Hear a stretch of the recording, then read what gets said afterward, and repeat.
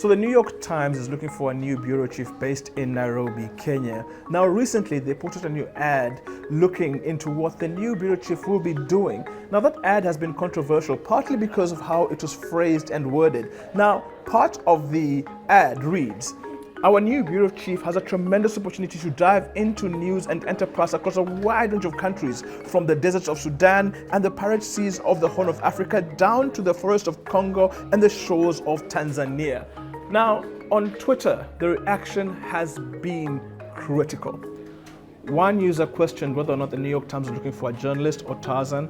Another user said the way the ad was written just shows just how much the New York Times has little regard for Africans and African stories. Now this ad comes as no surprise to many people because the way Africa is depicted in Western media is often like that.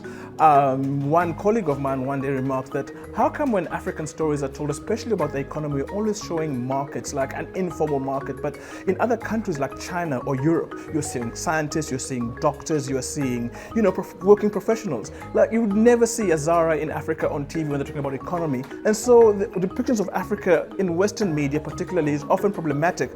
One author who spent his entire career looking at just how Western media portrays Africa, especially the images they put out, is Binyangava Wanana. He died recently, and I'm gonna leave you with a quote from one of his most famous articles, How to Write About Africa.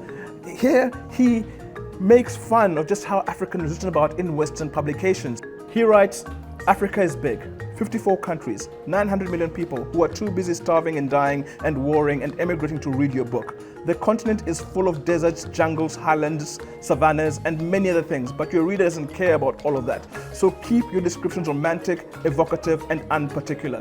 Now this job ad by the New York Times is very similar to Binyangava's writing, but while Binyangava is joking, it's not yet clear whether or not the New York Times ad was a tongue-in-cheek ad or whether or not it was serious.